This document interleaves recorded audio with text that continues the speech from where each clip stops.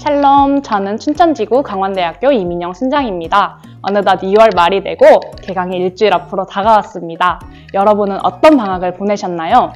저는 이번 방학 동안 갈 바를 알지 못하더라도 믿음으로 나아가라는 하나님의 말씀을 묵상하며 졸업 이후의 삶을 준비하는 시간을 가졌습니다. 얼마 남지 않은 방학도 하나님 안에서 잘 즐기고 잘 누리는 시간 되길 소망합니다.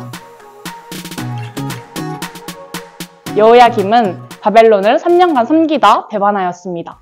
그리고 2절과 3절에 보면 여호와의 말씀대로 유다가 멸하게 되었음을 알 수 있습니다.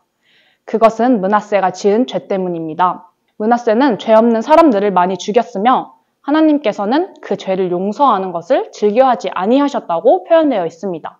하나님께서는 그의 백성을 사랑하시고 긍휼히 여기시는 분인데 용서를 즐겨하지 않으신다고 합니다. 왜 그랬을까요? 그 이유는 하나님께서 반복해서 경고하시고 수도 없이 돌이킬 기회를 허락하셨음에도 깨닫지 못하고 돌이키지 않았기 때문입니다. 이런 상황에서 여호야김이 죽고 아들 여호야킨이 왕이 됩니다. 그런데 여호야김도 여전히 선대 왕들처럼 돌이키지 않고 여호와 보시기에 악을 행하였다고 성경에 나와 있습니다. 여호야킨은 왕이 된 지 3달 만에 바벨론에 항복하였습니다. 그리고 바벨론에 의해 하나님의 성전에 있는 모든 보물, 금그릇들이 파괴되었습니다. 이 모든 것이 하나님의 말씀대로 이루어진 일이었습니다. 바벨론 왕 느부갓네살은 모든 백성, 지도자, 용사, 장인, 왕과 왕의 어머니, 왕의 아내, 내시들을 바벨론으로 사로잡아 갔습니다. 이제 유다에는 비천한 자만 남았습니다. 느부갓네살은 여호야긴의 숙부 마따니아의 이름을 바벨론식 이름인 시드기야로 바꾸고 그를 왕으로 세우며 오늘 말씀이 마무리됩니다. 오늘 말씀을 통해 저는 첫 번째로 약속을 지키시는 하나님을 묵상하였습니다. 오늘 말씀에는 여호와의 말씀대로 되었다는 표현이 반복하여 나옵니다. 하나님은 약속을 반드시 지키시는 분입니다. 여러분에게 하신 하나님의 약속은 무엇인가요? 요즘 저에게 하나님은 내가 늘 함께하겠다는 약속을 하시며 믿음의 확신을 주십니다. 이러한 주님의 말씀을 믿고 그 말씀에 귀 기울이며 담대하게 걸어가길 소망합니다.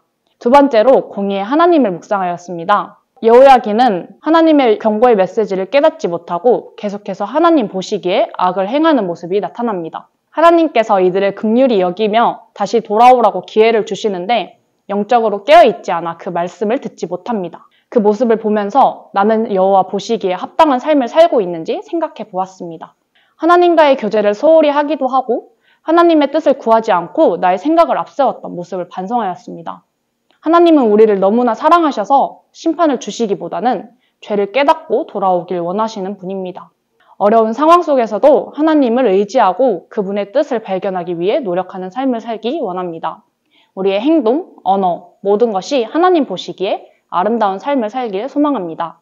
하나님께서 깨닫게 하시는 죄가 있다면 다시 돌이켜 하나님 앞에 엎드리길 소망합니다. 오늘 말씀을 묵상하며 여호와께 돌아가자라는 찬양이 떠올랐습니다.